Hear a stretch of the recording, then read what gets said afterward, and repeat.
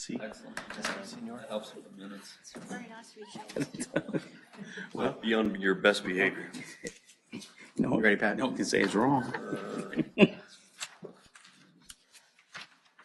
Yes. All right, 6 p.m.-ish. We'll call the regular village board meeting to order. Would you all please join me in a moment of silence?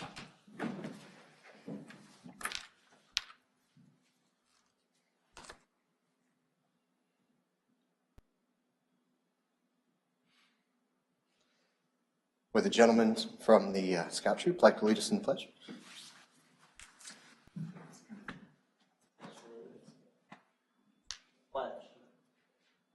Allegiance to the flag of the United States of America and to the republic for which it stands, one nation, under God, indivisible, with liberty and justice for all.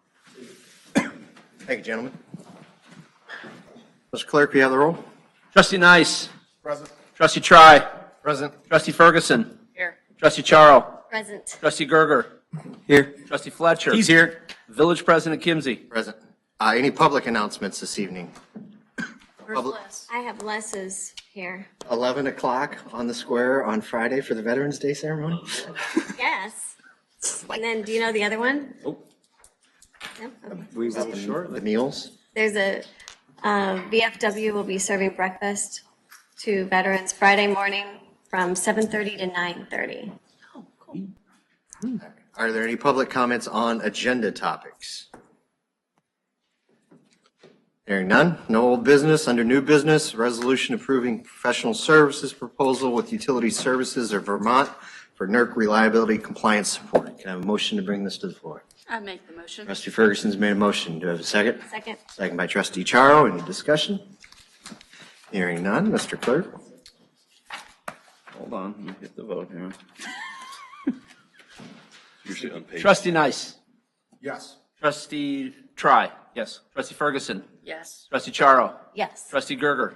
Yes. Trustee Fletcher. Absolutely. Item 2 is a resolution approving an easement agreement for electrical and control equipment between South Sangamon Water Commission and the Village of Chatham. A motion to bring this to the I'll make that motion. trustee Charo has made a motion, second by trustee Try. Any discussion? Mr. Clerk? Oh, Did you want to say something, Pat? no. Are you sure? Yeah. Are you sure? Sure, I'm sure. I'm sure. You sure? Mr. Clerk? Trustee Try. Yes. Trustee Nice. Yes. Trustee Gerger. Yes. Trustee Fletcher. Affirmative. Trustee Ferguson. Yes.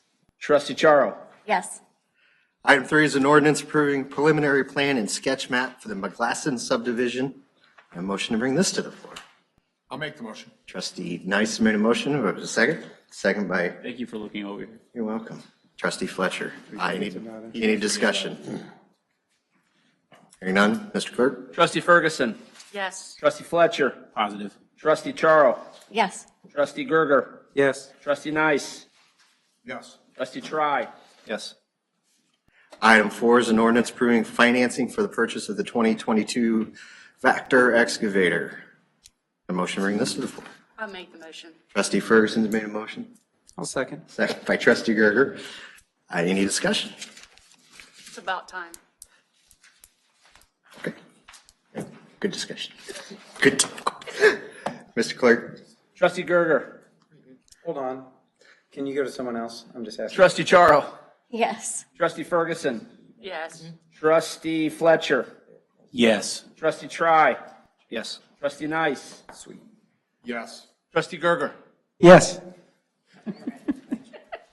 All right, have a motion to bring the consent agenda to the table. I'll make that motion. Trustee Charles made a motion. Of a second. Second. Second by trustee Try. Any discussion regarding the warrants or the minutes? Hearing none. Mr. Clerk? Trustee Nice. Yes. Trustee Try. Yes. Trustee Ferguson. Yes. Trustee Charles. Yes. Trustee Gerger. Yes. Trustee Fletcher. Yes. All right, now, public comments on village business. Gentlemen, have a presentation or something you'd like to say, or are you just observing tonight for the badge? Oh, they picked a good one. Can we ask questions? It shows that this board is a well-oiled machine. Look, you got your business done in 7 minutes. All Trustee right. Gerger, with you asking to have somebody else go first, That brought back old memories when I was on the board with Scott McAdams. He didn't really want to vote on it. And he was like, ask somebody else first. I just had a technical question. Yeah. Let's do this, because it fits under public comments. Chad, would you like to go ahead and give your presentation now, and we'll move that off the committee into public?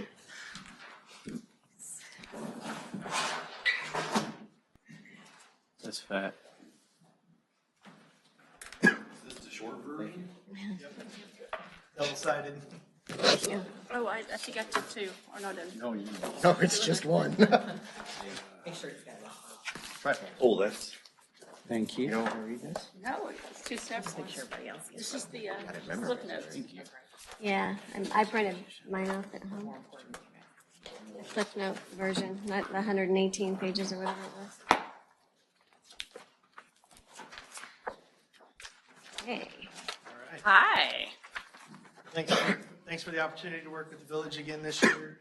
Appreciate all the help that Kayla and her staff and the rest of the staff did during the audit process. So I'll be brief here, and I understand you've had a chance to look through this electronically. So I'd be happy to answer any questions that you might have. So I have a couple of documents here to present tonight. The first one is, the large one is the annual comprehensive annual financial report. This is the basic financial statements, as well as this includes some introductory information, introductory section, as well as statistical section. So this is over and above the basic requirements of your financial statements. The statistical information in the very back has a lot of good information about demographics, revenue, debt, a lot of trend information, 10 years worth of trend information. So there's a lot of good information in that statistical section. The introductory section has the management's discussion and, the transmittal letter, which has some background information and some major initiatives discussion about what's gone on in the village this year. The first part of the basic financial statements then is our independent auditor's report on page 1 through 3. And this is an unmodified opinion, which means that based on our audit procedures, we believe that these financial statements are fairly presented. That statement is actually 4 pages this year, so we've added more language to our opinion.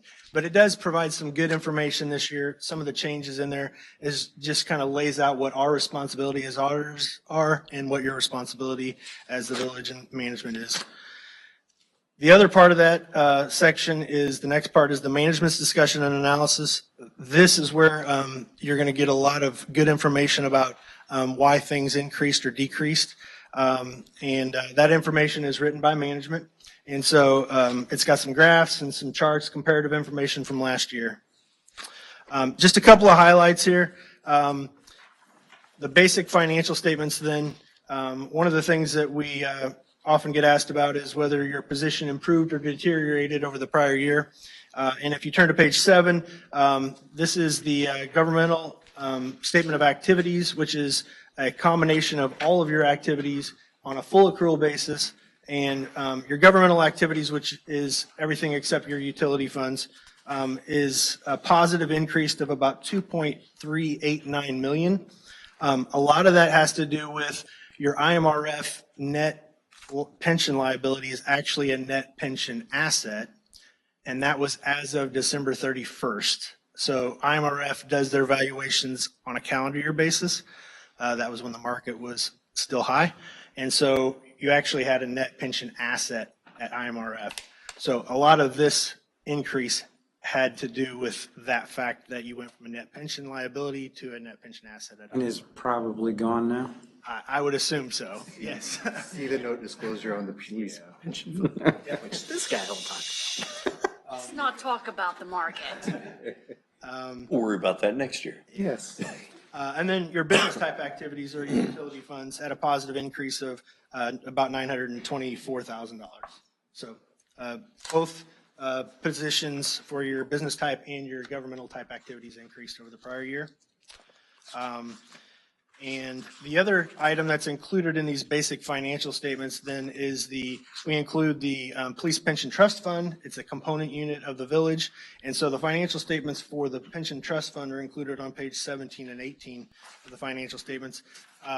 There was a net decrease in the fund, and that is because of the valuation as of 4/30, which is the result of some market conditions being down. Other than that, there's notes to the financial statements with a lot of detail included in here on your debt activity, your cash and investment activity. There's a lot of footnotes about your IMRF, your other post-employment benefits, and police pension liabilities as well. So I'd be happy to answer any questions. That's kind of a quick, brief summary, but anything I can try and answer, I'd be happy to. Do you have any questions for Chad?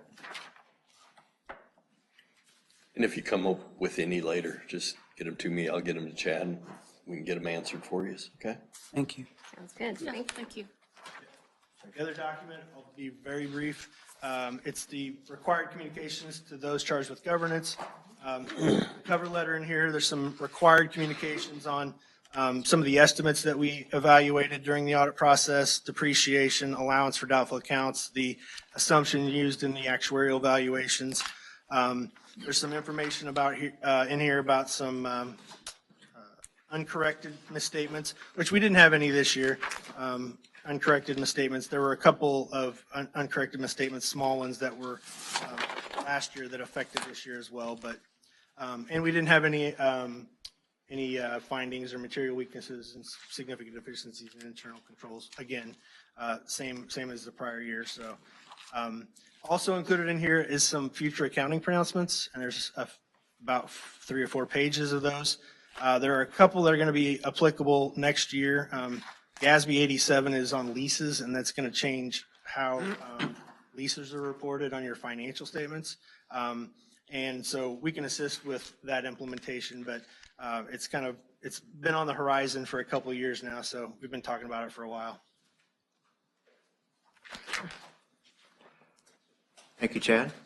Kayla, thank you. Congratulations on making it through your first one all by yourself. This one's all yours. You did well. You survived and everything. Thank you. Took me an entire pot of coffee to get through it this morning. So, all right, thanks, Chad. Thank you. All right, we're still not to 6:15. Still short. Luckily, We have in the another. realm of highly entertaining presentations, we do have an actuary. So, you're also welcome to take the stage now. And don't mind me, I'll take half your agenda. All right, good evening, everyone. So I'll be going over this presentation, which I handed out for all the trustees, and you'll be able to follow along on the screen as well. Just a brief introduction, since it's my first time out. It is strange. Village. My name is Anthony Goodvillis. I'm with the Actuary Department at Lauterbach and Amon. Each year we complete a couple of reports for the Police Pension Fund as well as the Village. Today we'll run over the results of those reports. The Actuarial Funding Report, where we calculate the recommended contribution for tax levy purposes, as well as GASB 6768, which contains some necessary calculations and displays for audit purposes. But without further ado, we'll get to our display here on slide number 2. Taking a look at the recommended contribution as well as your funded status as of your fiscal year end, April 30, 2022. So in that top row in the middle column is your recommended contribution this year, $656,501. In the top right, you can see that's a reduction of about $51,000 compared to the prior year. We'll get into why that is in just a moment. A couple lines beneath that, you've got your actuarial value of assets at the fiscal year end, about $10.64 million, compared to a total actuarial liability, $15.25 million. Take the difference between those two, and that's your unfunded liability balance, about $4.6 million, for a funded percent right around 65 to 70% funding. And on the next slide, we get a reconciliation of the changes to the recommended contribution for the year. So every year we have expected changes as well as additional gains or losses that come in throughout the year. Those are attributable to the line items shown here, such as salary increases versus expectation. Beneath that is the actuarial experience component, made up of 2 parts this year. First, demographic changes that we'll get into a little bit more detail later on, and the second, an update on our end to the valuation process. Beneath that, you've got an impact from assumption changes, which will have a dedicated slide later in the presentation. And the last couple items there is the impact from asset returns as well as contribution experience.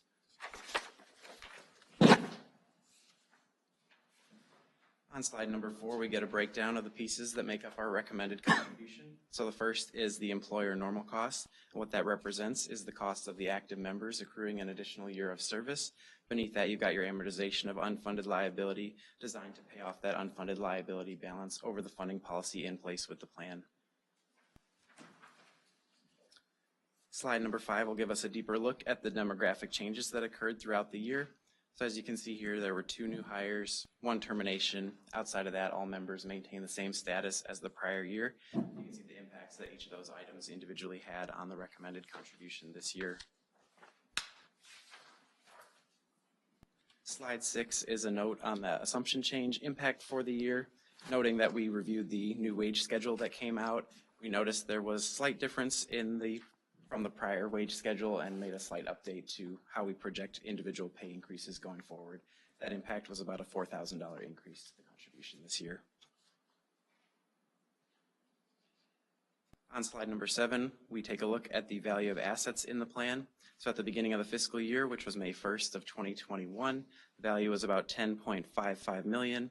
Fast forward to April 30, 2022, it was down to $10.11 million, return of about minus 7.5% this year.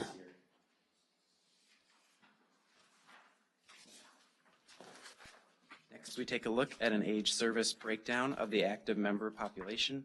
The way to interpret this chart is as you move further down and further over to the right, that represents your active members who are a little bit older with additional years of service. So it gives us a picture of who we're anticipating to retire within the near future. Any members shown here at least age 50, at least 20 years of service, are eligible to retire immediately as of the fiscal year end and could be collecting benefits at any time now. And we pair that with the analysis on slide number 9, taking a look at the split of the population in terms of active and inactive members, as well as giving us a projection of benefits over a short-term period. So pairing that analysis from the prior slide, knowing that some of the active members could retire any time now, and pairing that with the fact that the inactive members will be getting their regular COLA increases, we pair those items together to project about a 64% increase in benefits in the next 5 years, about a 120% increase over the next 10 years.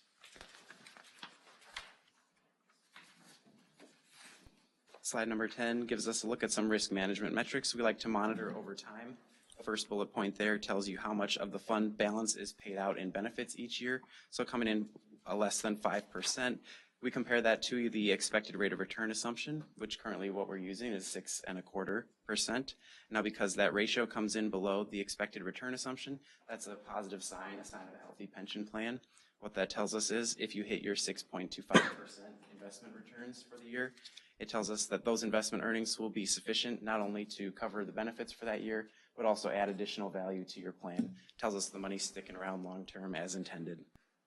The middle bullet point there is an indication of moderate demographic risk based on the size of your active member population. And the last bullet there is a sensitivity on that rate of return assumption. It tells us if you were to drop that 25 basis points down to 6%, the recommended contribution we showed before would be about 10% higher than what we're currently showing. Slide 11 then gives us a look at an alternative contribution, and what this depicts is our calculation using our assumptions, but the Illinois state statute funding parameters, which target 90% funding by the year 2040, projected unit credit cost method. That contribution this year is about $469,000. In our last couple slides, we'll be looking at the GASB 6768 results. So the first one here is a look at a 5-year history of employer contributions. On the left there, you've got the employer contributions or the amounts that the village paid into the pension fund. The middle column, the actuarially determined contribution, is what we would have expected to come in. And on the right there, you've got a ratio between the two. So ideally, what we look for is a 5-year average right around 100%. As you can see, you're right there. So that tells us the village is consistently putting in the actuarially recommended amounts. Again, bodes well for the long-term health of your pension plan. That 5-year average is the basis that we use to project future contributions to the pension fund. And we pair that with the following slide, which gives us a look at our GASB solvency test. Taking a look at an 80-year projection of the long-term health of the pension plan, comparing the net position to expected benefit payments to go out, and we're projecting that should the contributions continue to come in the manner in which they have, that benefits will be covered in full for the current employee population. Our last slide is simply our actuarial certification, which signals the end of my presentation, but I'm happy to. Does anybody have any questions for Anthony? Chief Investment Advisor? No, I'm You're good good? on that. All right. Thank I you. thought the 6 1/4 was a little high though on the expectations for the returns. What was that one based off of? Yeah, so that's a good question. And this is a discussion that we also had with the pension board when I was out here to present in July. And one kind of major change that we've been discussing with a lot of the pension funds we work with is the consolidation of the police and fire pension funds this year.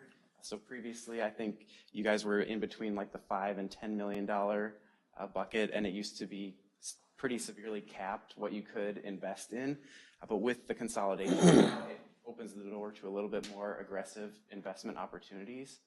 So a lot of our funds, now that the consolidation has happened, we're actually seeing increases in the assumptions that they're using. So I'd say the 6 1/4 is honestly a little bit lower than our average fund that we work with. And it's pretty much in line with what the consolidated board's using is going to be a 6.8%. What's the mix now of the fund? What's What's that? the mix ratio now? In terms of like what Investments? assets, I don't have that information in front of me, but it should be listed in the full report. So I think it used to be 40-60, 40 equity, 60 fixed. So I was just wondering what it moved to.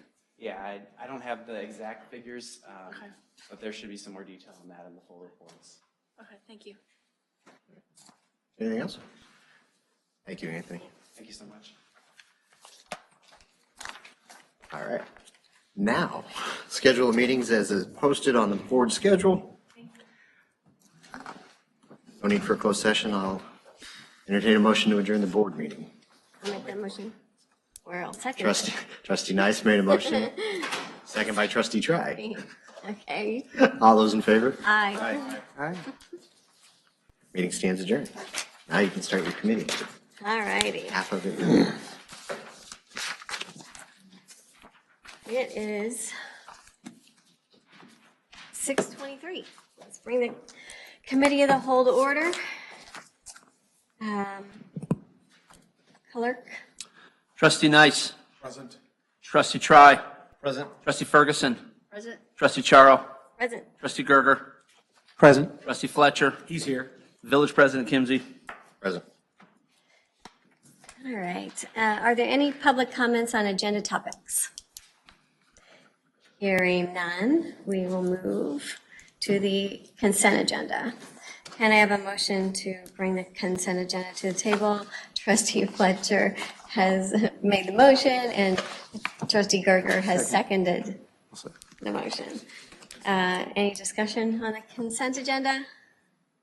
Hearing none. All in favor? Aye. Aye. We need to have them call the roll. Oh, we didn't, Approved unanimously on the, oh, we didn't call the roll. just on that. I thought, On the roll on the or is it a vote. voice vote? On the consent has to be unanimous, and so I don't, is it okay if they do it without? on committee because there's no. Got it, okay. My bad, That's sorry. fine. You'll catch on. Rookie mistake, we I just want to understand. make sure. Rookie mistake, we're good. It's okay, kind of like a freight train here. So, okay, so we did there's no old business. The new business, we kind of whacked that out of the way. We've taken care of 1, 2, and 3s. Yeah, so we are on number 4, the property tax levy information. Absolutely.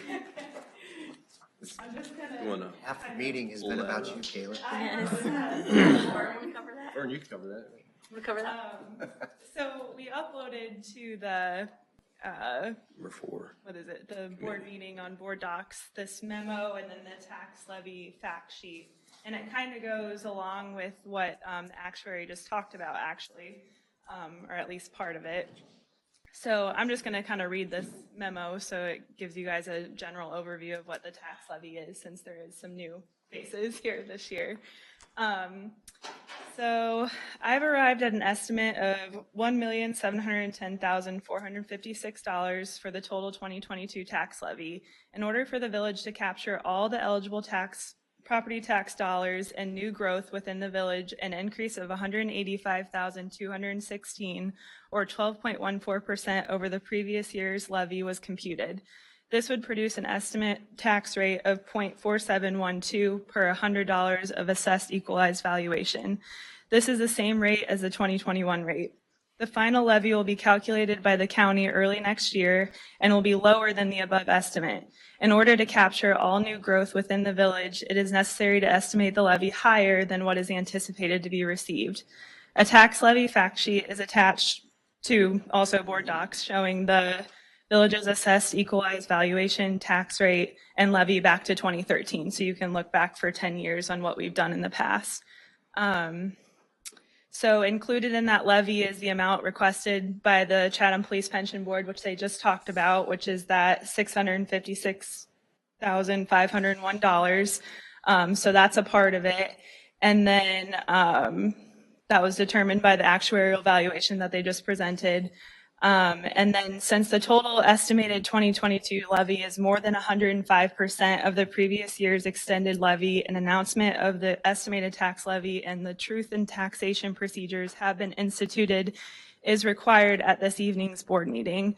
The truth in taxation procedures require a hearing to be held prior to the passage of the tax levy. The hearing will be held prior to the board meeting on December 13th. And then I will prepare a notice for the Clarion for Wednesday, November 23rd, just to make the public aware of what's going on that evening. And then the tax levy ordinance is scheduled to be passed on December 13th of this year.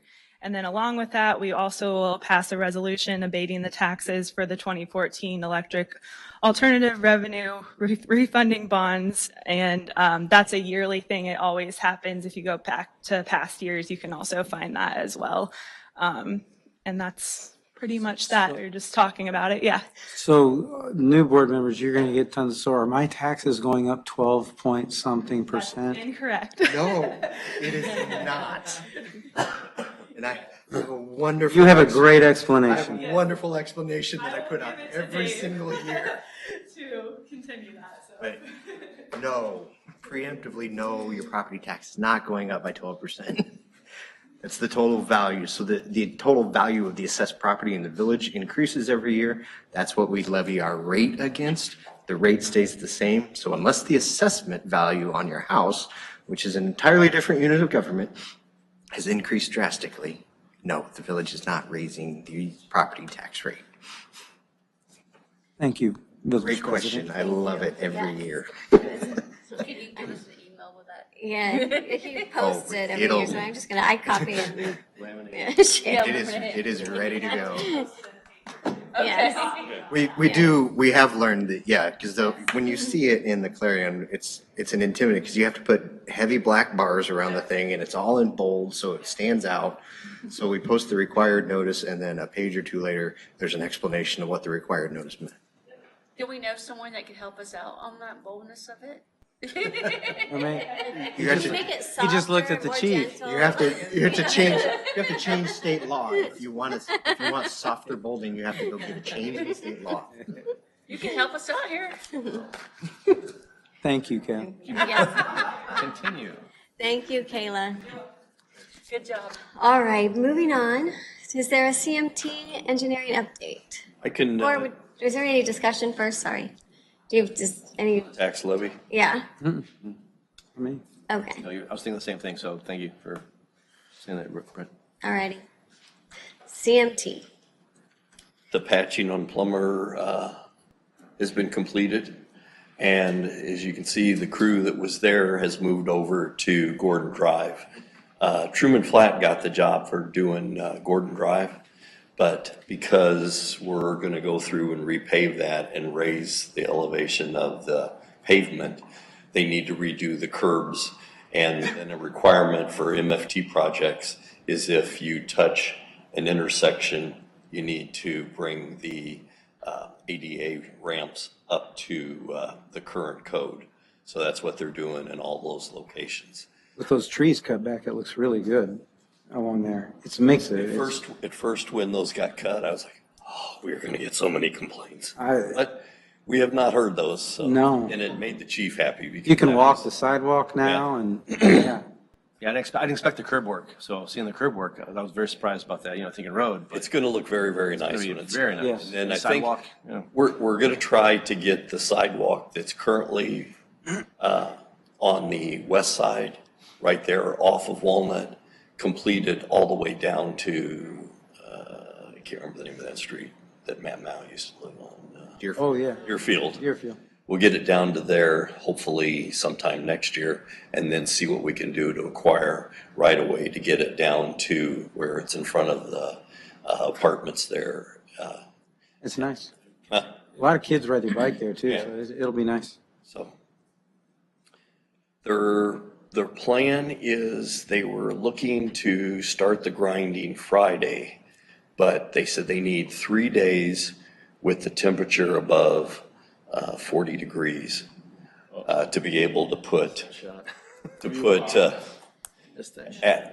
the asphalt down. So they may grind it and we drive on it ground, or they may turn around and hold off, grind it later that week, and hope for the week behind that for the temperatures to warm up during the day. So that's where we're at on that. By the way, the feedback on Plummer is pretty awesome. Yeah. I've had multiple people, especially before the last football game, they were surprised it was done, and they're surprised how smooth it was. So, And that's not even going to be, that's, well, yeah, and that's not even going to be the final surface. That's just to fix all the bad spots. And then we'll be able to come back in and put a nice overlay and stripe it. And Look nice. Amazing how much just the little improvements around. Oh, I know. You notice. It's But- kind of fun for you to get the calls going, hey, what are they You know, doing?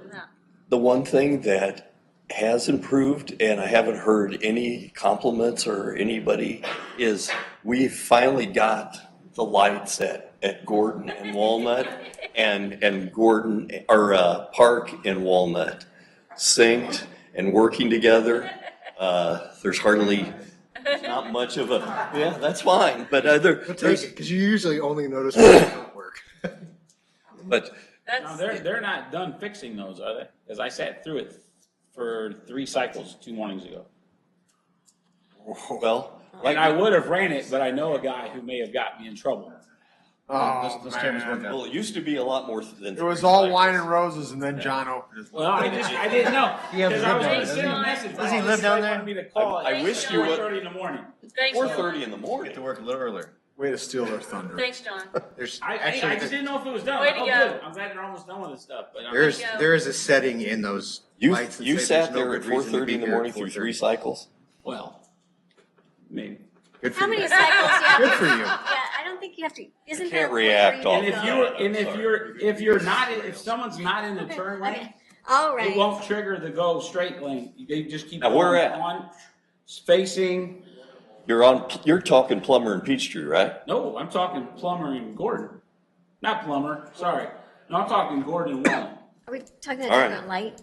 We will look at that. So if you're gonna continue heading north on Gordon, Okay? if somebody doesn't sit in the turn lane, this happened to me twice going to work, then that cycle will just keep rolling until somebody gets in that turn lane. That happened most recently last Friday. All right. Geez, John, we can never make you happy. I'm not unhappy. I just know some people do get unhappy. We experienced. I got through it. We experienced the same thing at Peachtree and Plummer, where if you were heading west and there's somebody in the turn lane to turn in from the east, heading east, once they turn, it doesn't clear you to go. It just goes the other direction. Yeah, That's what was happening. The other that's been fixed. All right, fixed. Last night, the zoning Next time board of I'll send it. appeals met. They had a item in front of them. A gentleman installed a pool cover that is supposed to take the place of a fence, but our requirements are for a fence. He asked if he could get a variance for it.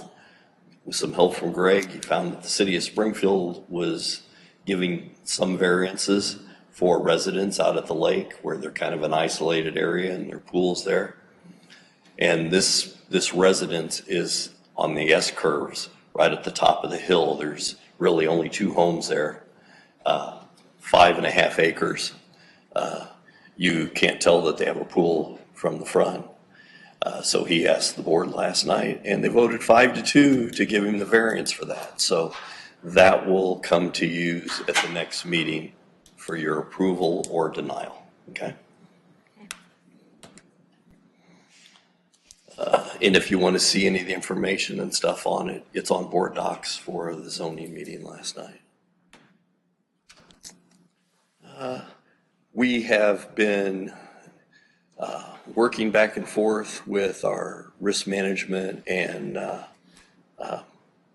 workman's comp insurance on getting a price. And we have another phone call with them tomorrow. We're staying with the same brokers, but they are marketing a couple different firms to us. So we're looking for the prices and what they can offer us in the way of services. But do expect it to go up because last year when we were reviewing some of the stuff, they had a couple of our substations grossly underestimated on what the value of them were.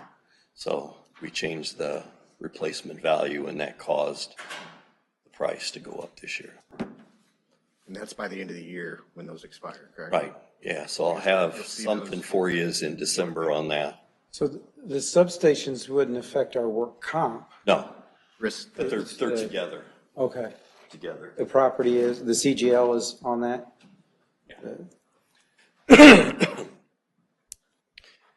And that's about it. For the CMT? Did you run into, was We that got them village, both. village manager too? It was a combo. You combined it. Look at you. All If you guys right. have any questions on any other topics and stuff, more than I like the combo. That's good. All combo. right. So moving on, public property and recreation, We have a meeting coming up, so nothing to report. utility oversight did not meet. And are there any public comments on village business? Hearing none. The next scheduled meeting is 6:15, December 13th. Really? December 13th.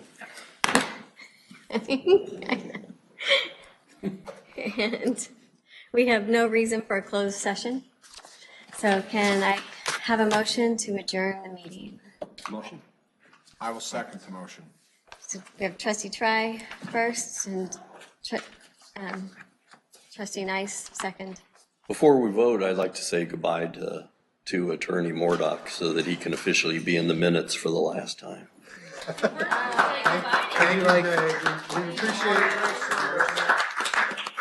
Appreciate all your. Can we vote on Yeah. that? No motion? Can we vote on that? No motion or? You don't have to, but you can. We don't want to vote on it. All right. so- We can have a motion to deny his Deny. request to withdraw. But that doesn't mean that we don't like you. That just means I that. understand. The thing is I Does think, that include You get to stay, nominating our first? you get to stay here, he just has to sit up there. I think we should make a requirement going forward, though, that our attorneys have to stay for a certain amount of time, because this, by the time we finally got around to getting him a nameplate, then he quit. Well, Ooh, fire, shots fired. Dave said he wasn't sure. It was a long evaluation period. So good luck. 90-day We'll miss you trial. for sure. You're always Absolutely. welcome back. Congratulations on the baby as well. Yep. Yes. I'll miss you guys and I'll miss these meetings and that's true. You'll be back to see us, won't you? You'll come back and visit. Well, I'll keep an eye on you on videos. Yeah, you ain't coming. Yeah. You can all look up there and wave and congratulate Yeah, Annie because good. she's watching So now. that'll be 3 people that watch then. now. So we're gonna send messages, and if you don't respond, we'll know you're not watching. All right. We'll have a code word. Okay. You have a motion on So the we floor. have a motion, we have a second, Nice and Try. And Nice try.